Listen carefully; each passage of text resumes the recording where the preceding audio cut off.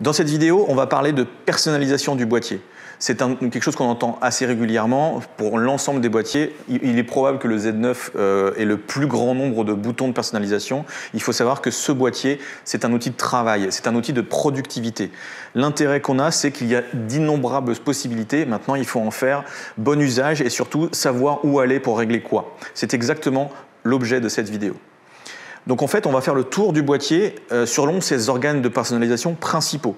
Ils sont différents on va dire de ceux du passé, entre guillemets, par rapport aux réflexes. Il y a des choses qui sont extrêmement communes, mais il y a des ajouts qui sont liés au système Z, tout simplement parce qu'on a une visée réelle, en direct, et qu'il y a besoin d'avoir des réglages spécifiques par rapport à ça et des positionnements de boutons.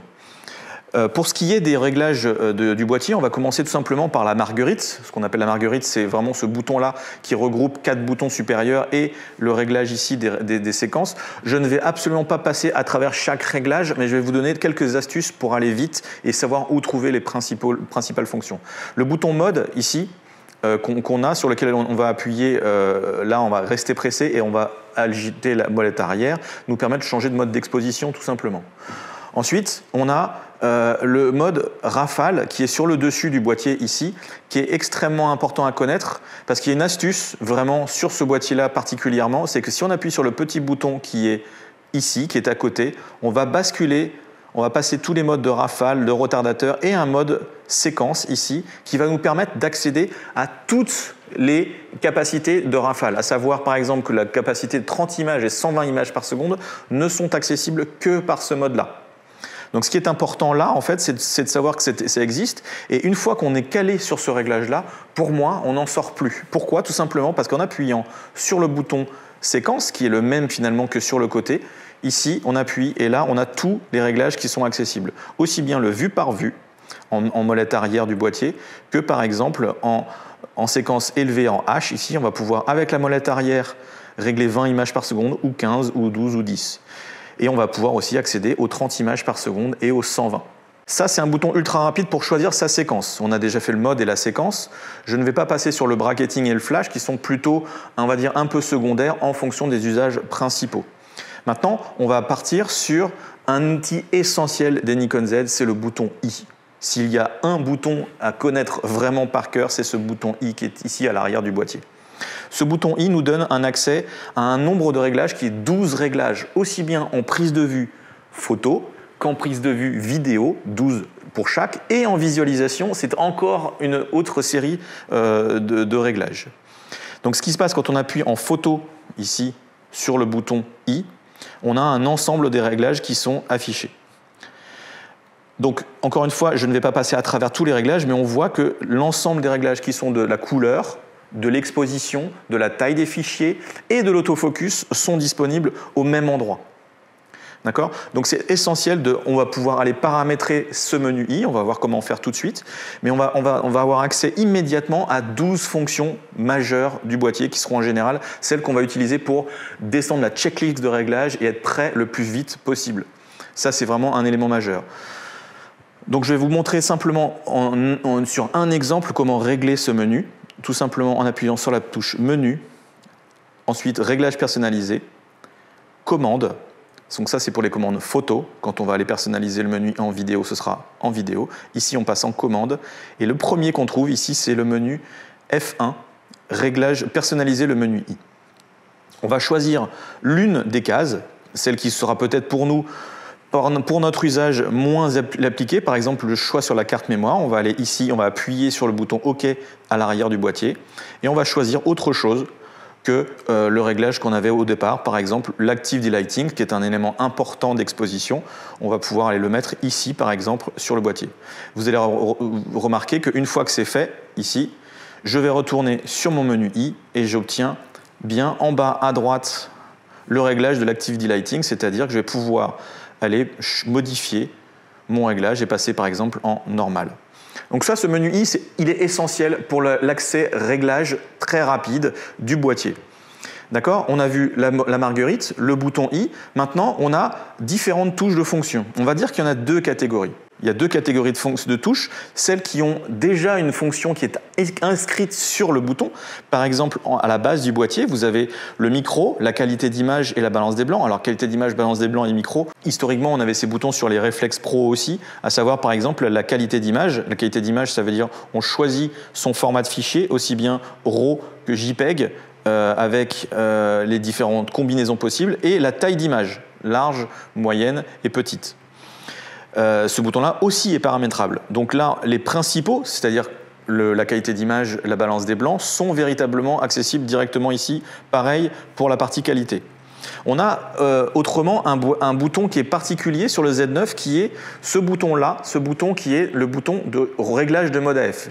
Il est aussi personnalisable. Ceci dit, pourquoi on l'a mis là? Parce que naturellement, sur les Reflex Pro, on l'avait sur le côté ici, on l'a sur le côté ici, mais comme on a un tirage mécanique qui est beaucoup plus faible sur le Z9, on l'a déplacé sur le boîtier lui-même et pas sur l'extension qui est sur la cage miroir. Donc là, en fait, on a un accès majeur, à savoir le réglage de l'autofocus, aussi bien en partie continue single ou les choix de mode autofocus.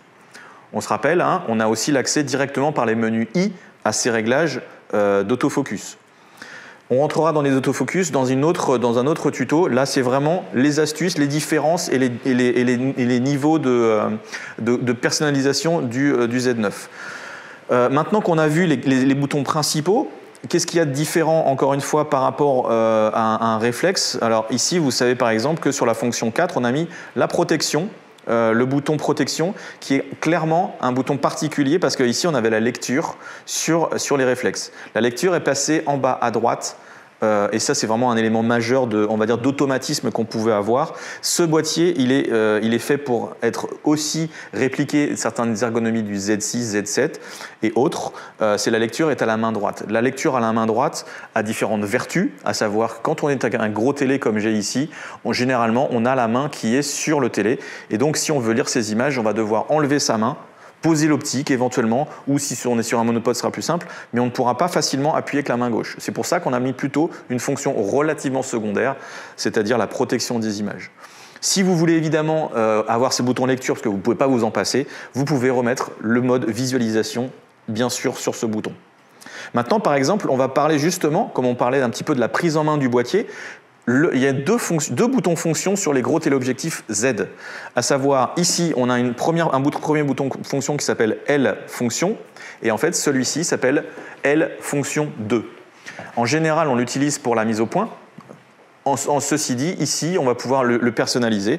Par exemple, dès que j'appuie dessus, je vais pouvoir voir l'horizon virtuel. Là, j'ai un 800 mm, je vais pouvoir vous montrer ce que ça donne en réglage. Comment on va faire pour personnaliser un bouton ? Alors, ce que je vous propose, c'est de passer par le menu I, parce que dans le menu I, si vous avez fait déjà un petit peu attention, on a un réglage qui s'appelle commande perso prise de vue. Commande perso prise de vue, ce petit bouton-là vous permet d'accéder à un énorme sous-menu qui est dans les menus personnalisés du boîtier. Donc si vous accédez directement ici, on clique, et là on se passe en F2, pour ceux qui connaissent. F, ce sont les commandes.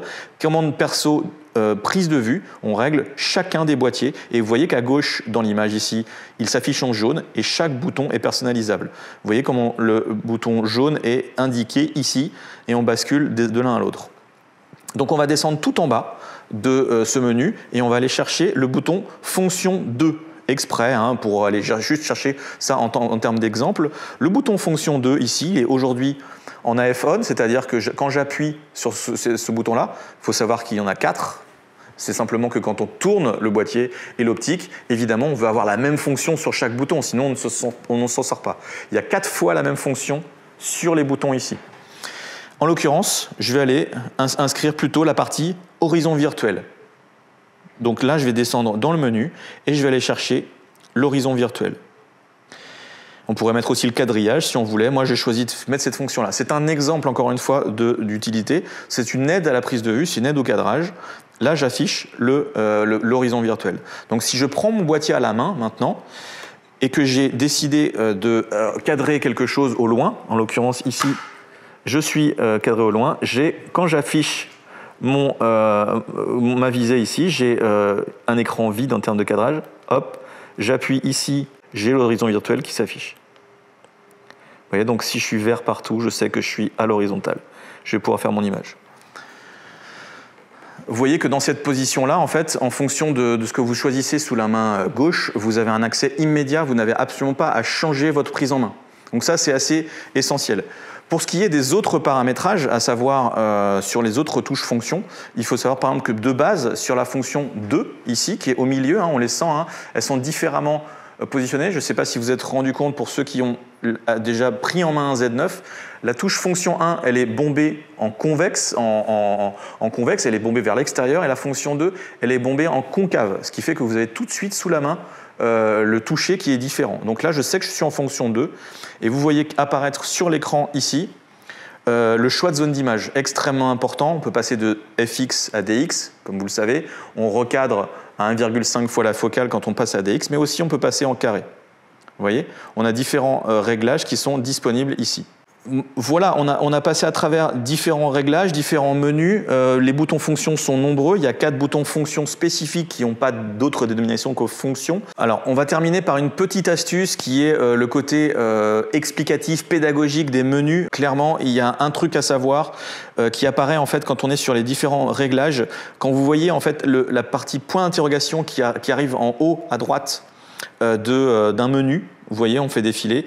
Ici, par exemple, j'ai un point d'interrogation, le point d'interrogation est ici. C'est un menu qui permet d'avoir une sorte de manuel intégré. Et ça, franchement, vous savez qu'il y a énormément de réglages, vous appuyez dessus et vous savez, en restant appuyé, exactement de quoi il s'agit. Il est clair que quand on rentre dans des considérations un petit peu plus pointues sur différents réglages, il est intéressant, voilà, je me mets par exemple sur la rotation du point AF, parfois ça peut ne pas parler, là il est expliqué exactement de façon très didactique comment ça fonctionne. Voilà, c'est une petite astuce mais qui est une ergonomie rapide qui permet de se renseigner sur une fonction et de bien s'assurer que c'est le bon réglage. Voilà, je vous ai donné vraiment quelques bases. Vous savez quels sont les organes principaux, le menu I, les différents réglages, les touches, fonctions sont personnalisables. Maintenant, c'est à vous de jouer pour pouvoir faire votre boîtier à votre main. Merci d'avoir regardé cette vidéo. Bonne personnalisation et bonne photo à tous et à bientôt.